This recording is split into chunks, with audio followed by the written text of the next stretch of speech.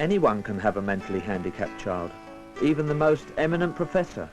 And in Britain today, about 50,000 mentally handicapped people live in accommodation provided by the health service. They get help from a caring team that includes doctors, nurses and many other health professionals.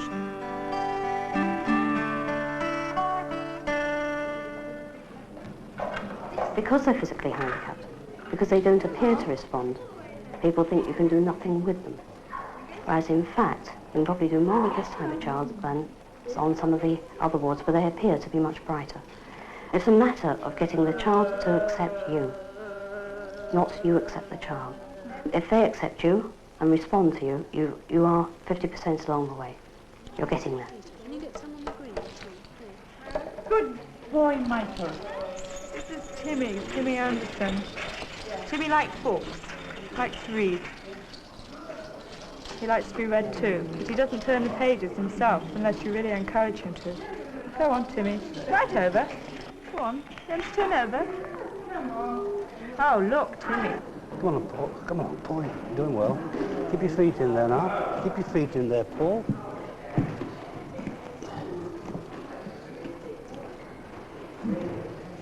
Forward. Back. Forward. To get Roy to smile, I think, would be lovely. Wouldn't it, Roy? But trying to get Roy to hold the ball and squeeze it himself is difficult. But he can grip. If he could grip, maybe he could grip a spoon. If he can grip a spoon, then he can feed himself.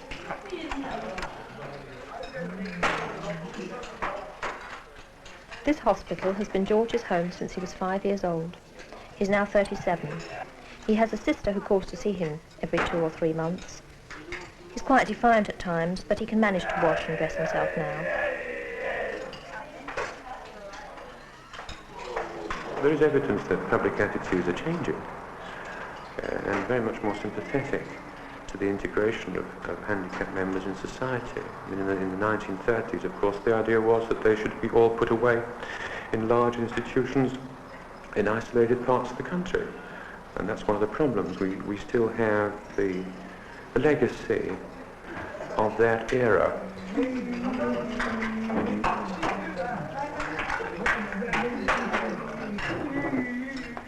Plug, George?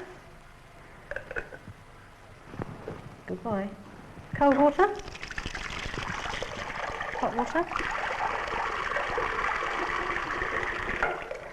Take the flannel, George. George is always able to wash himself, but in fact he could never connect the individual skills. He could squeeze a flannel, put water in a sink, but he would never actually wash himself as such. So what we hope to do is to be able to gather all these little skills together, hoping that in the end he'll be able to wash himself completely without anybody helping him or prompting him to do it.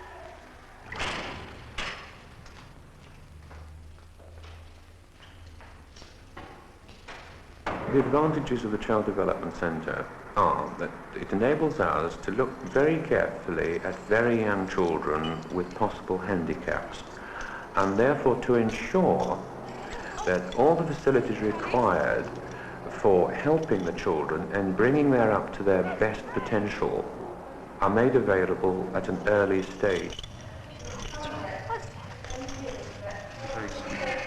Good-tempered child, Ashley? Yes. Yes, you're a good girl. Let's have your head. Let's have your head. Let's have your head. The basic aim of the centre is to do what I've already said, but with in a way a different slant, in that it is, I think, truly a comprehensive assessment because it involves other important professionals like psychologists and speech therapists and physiotherapists and community nurses and others, all of whom have a contribution to make to the management of a child and helping the child and its family, should in fact we identify a handicap at all. Good girl, better. She's holding it. Better. No. Forward. The parents are vital because That's a good half an hour, 3/4 of an hour, once or twice a week with a physio isn't the answer. The answer is that the physio shows the parents or whoever's looking after the child how to handle the child. how to get more normal movement from the child. That's the way. That's a good That's the way. That's a good She's so pleased when she does Yes. And then slowly, slowly down again. One. It has to become part of life so that when you're dressing them, when you're feeding them, whatever you're doing it in the correct manner so that the child is not in an abnormal position, is not using abnormal tone to do movements, but everything is as normal as is possible. You know that little girl Charlotte that I was telling you about? Oh yes, yes. I wondered if you could go and see her mother. Got a few problems with feeding. Sure. What sort of problems? Well, I've got a sitting position and everything all right, but her mother's having problems getting her off a liquid diet onto normal diet. Is she cooperative? Yes, she is. She's much more, but we've got very poor head control and virtually no trunk control. So in fact, if I gave her a ring, have you mentioned me at all? Yes, I have, and I've said that perhaps, you'd have some more ideas. So okay, if she's... I sort of dovetail in between that of a health visitor and a social worker, in the sense that I do obviously have an overlap of roles because I'm a community nursing officer. I like to be involved in seeing the parents away from their home in sort of a more formal surrounding so that they can link where I fit in as much as anything else. We're on the way to Madingley Road to see a little boy called Brian. He's 3. He's very profoundly multiply handicapped, and his mother's had tremendous management problems in getting him to feed correctly, to drink from a cup, and also problems of constipation, which, because of his handicap, are quite common in children. Well, we've been working on a feeding program with Mother for some weeks now, and we've now got him so that he will in fact eat from a spoon and drink quite nicely from a specially designed cup, so that she can now manage, in fact, to get him to drink without having to suck, because sucking is rather a poor reflex action for him. Steady. It's very difficult, in fact, to try and come to terms with anything like this with Brian because he is so difficult and has been so difficult. He wanted to suck all the way through, but Pat's had to work very hard and put up with a lot of Brian screaming and resisting any attempt to feed from a spoon, since it's obviously easier for him to feed from a bottle. Yes, I'll put them all in the fridge. Well, I got very frustrated in the end because I thought I was banging my head against the brick wall, because I never seemed to be able to get any further ahead with it. We had these continuous screaming sessions with the feeding and that, and we'd persevered for a long time, and it just meant we'd got to persevere that little bit further along the line with it, and now it's paid off. There we are. Now don't come forward too far. All right.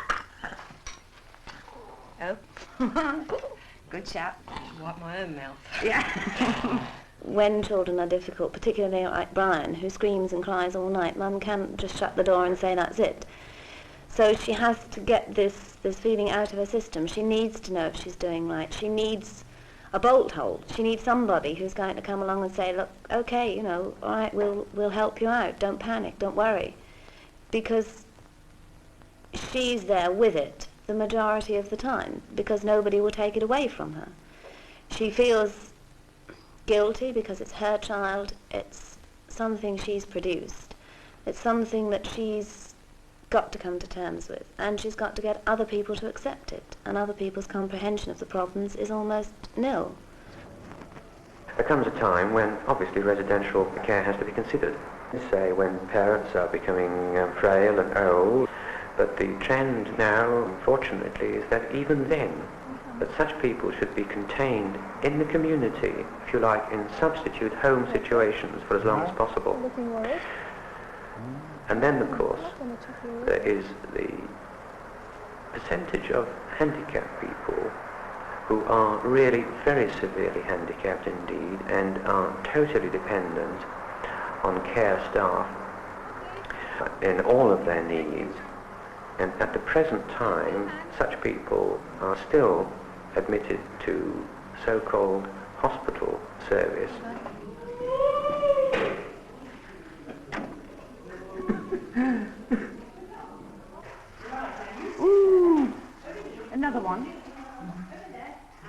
all of the work that we do here, whether it be table apparatus or passing the ball or sand and water therapy, it's all a visual thing. They need to follow an example by seeing it. And if they will not make eye contact with the trainer or the nurse, then obviously they can't be expected to imitate the action that's being demonstrated to them. Therefore, this is very, very important. A number of them are very withdrawn, and this is the first basis to make a relationship, to establish eye contact. The two are tied up together.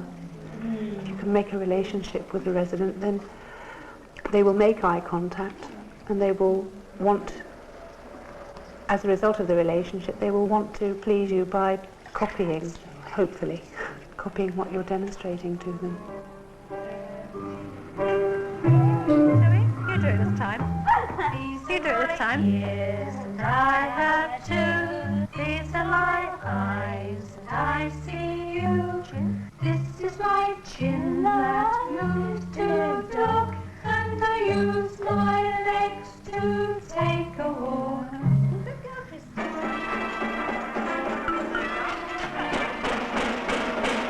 A lot of mentally handicapped children have a very good sense of rhythm, in fact, and they all love music, and there's a lot of music therapy goes on, basically linking music with movement.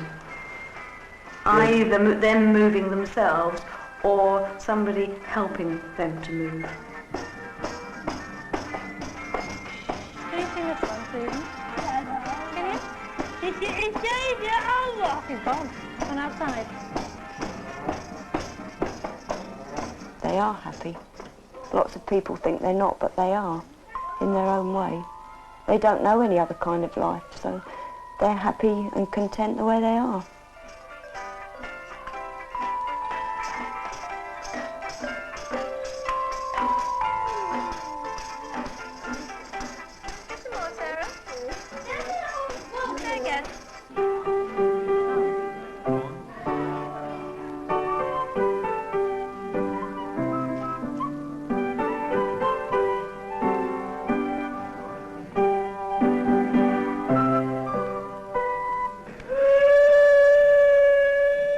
Most children have got behavioural problems somewhere.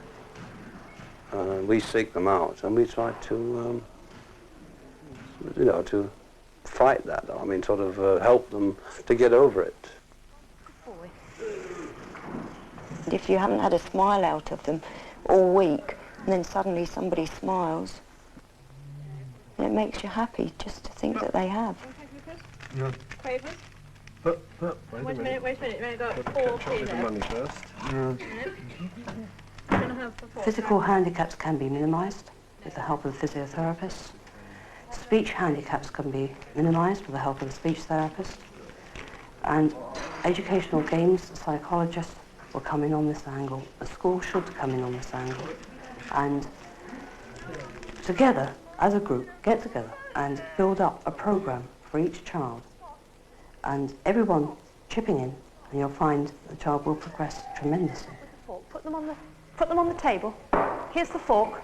Now give them a good mix up. All right? Now you better do some for Rita. We want one more bowl, son. Handicapped people can integrate very well into the community and very often fulfill useful work in society, provided they're given the right sort of background educationally and the help in learning to live and self-help skills and so on. How many does that make? How many is that now? 6, yes. 2 more, that's right. Yes, it's quite a good programme. My children watch Swap Shop. Do they? Yes. Jeremy was going to ring up Swap Shop and ask if he could swap his sister. Oh, Jill. He was. Oh, Jill. Fancy you saying that. You could swap Scott. Yes, he could ring up and swap you. That's lovely when he well done. All that is for you, Maxie. Sandy, do you think you could pass the, one of the bags? It doesn't matter which one. It's funny, really. People still think we lock them away, and they are quite amazed when they learn that we help them to obtain a degree of independence. Just a little bit higher. Hand up. Up. Look. Up. We're getting George to follow these cotton reels with his eyes and to get an understanding of mobility of the arms, to use his arms. He's not very keen to put his arm right up in the air. So we're comprising the two activities. Hand down, George. Down. Oh, yeah. That's it. Hand up, George. Right up. Don't tease. And down. Oh, yeah. Give the string to Georgie. Give it to Georgie. That's it. Hand up, Georgie. Georgie. Up. Good boy. Yes. And down. Up. And down. 3, Michael. 3. 3, Michael. 3. When he first came up here, everything went into his mouth. Everything. And the thing is, it's trying to hold his concentration and get him to do, by saying 1, 2, 3. The purpose is trying to get him the exercise of putting them through the holes. So you've had some success? Oh gosh, yes. He never did this. He never did anything. He just sat there and masturbated, kept pulling at his shirt, and self-mutilation all the time, continually. And now, with perseverance, I think he's doing something constructive. Yeah, which is really super. Come on, Michael. 1, 2, 3, and as you can see, his hands, they're fine. He's not. Morgan, put the fork on the plate.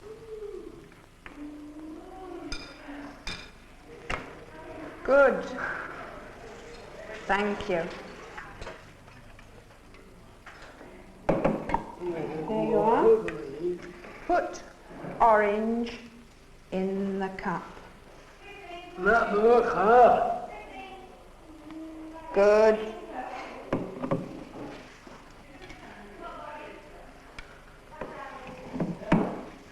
Put water. Good. Michael, give the drink to David. Yes.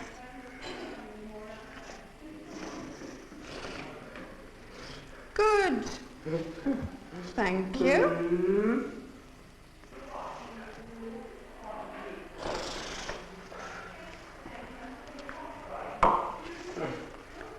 For Morgan. Yes.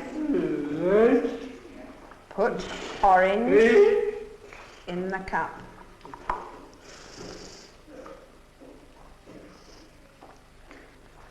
Stop.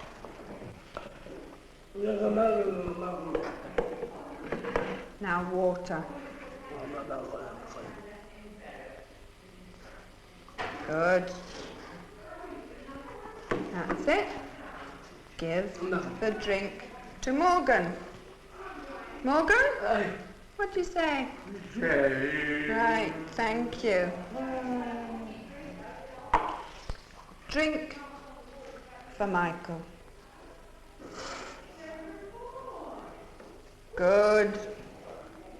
If we can help them to cope with our community nurses and our psychologists and our speech therapists and other provisions of the state, if we can help them to cope in maintaining their children at home, then so much the better. Stop.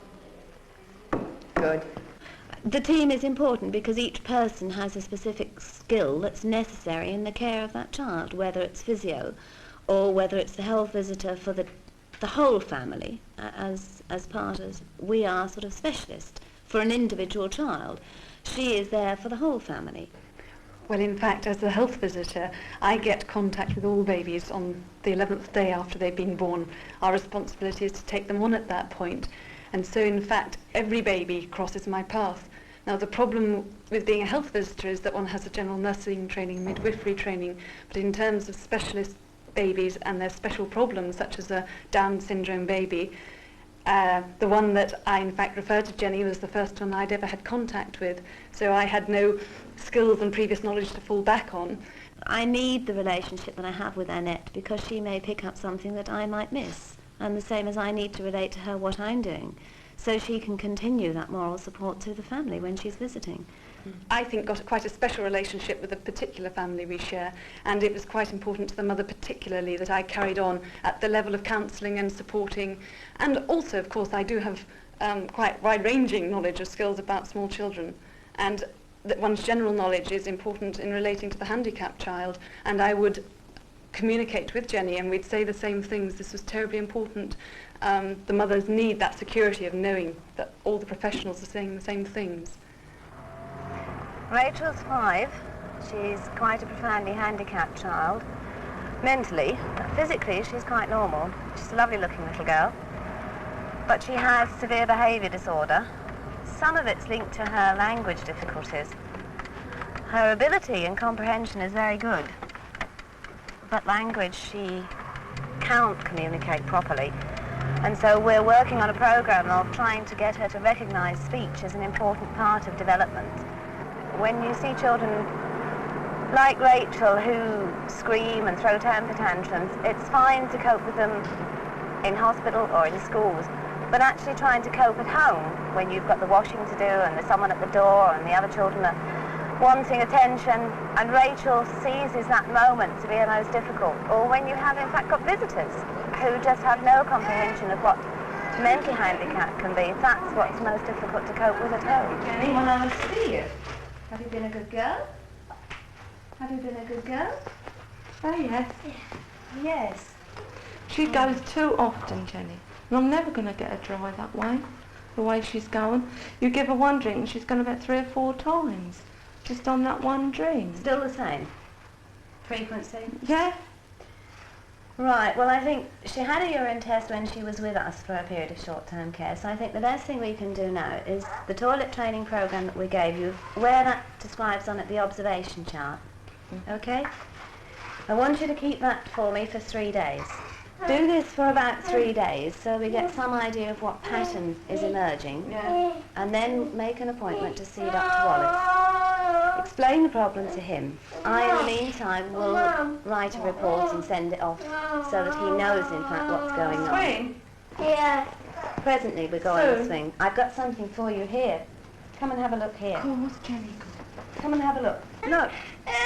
You picture it on the front. Neil. He's a naughty boy. Go out. Soon. Presently. Angela will be here soon. You're going to be able to look at my new car, aren't you? Hey? Look at my new car. Jenny's new car. You like my car, don't you? Hey? What have we got? Look. That's the object, and on the back are the words. Okay? What is it? Sink. It's a sink. What do you do at the sink? What? Wash your hands and face. Good girl. What else do we see in here? I know something else in here that Rachel does. If she's a good girl. What's that? Clean your teeth. Do you clean your teeth? Yeah. Every day? Good girl. What else have we got? Oh, what's that? What do you do with that? It's dinner. Dinner. Dinner. Dinner. And where's the other one? Good girl. Good girl. What else have we got? Oh, yes. What's that? Look at me. Bed. Bed. Bed. What do you do when you go to bed? Faster sleep. You're getting tired, aren't you? You're getting tired? Give Mummy a kiss then. Oh, that was... In something like this, you're dealing in a very personal way with the parents, and particularly with mother and child, and that relationship is very strong. You've got to be seen to be caring and giving support without detracting from the mother's importance in the role. And I think if you can encourage her feelings of competence and the fact that she's not failing because she can't master a particular problem, that is something that's most important. She's the one who needs that support because she's there with the problem 24 hours of the day.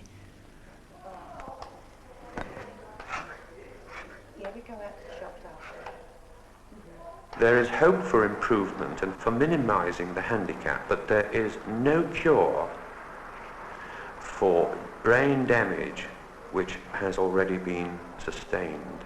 We can minimise the effects of that brain damage by providing treatment at an early stage, but we can never ever make perfectly normal children from those who are inherently mentally handicapped. There you are. In you go. There we are. See, you can hold it, can't you? There's a great hope for mentally handicapped children. I think they have special needs, but I think with the right teachers and with the right training, there is potential. Rachel. Look at Jenny. Rachel. Look at Jenny. Oh, we're getting cross, are we? Oh, that was beautiful. Oh, that's Never get it. Never Yes. Whoops, no smile this time. Pleased with herself. I have two, these are my eyes, and I see you. This is my chin that blows.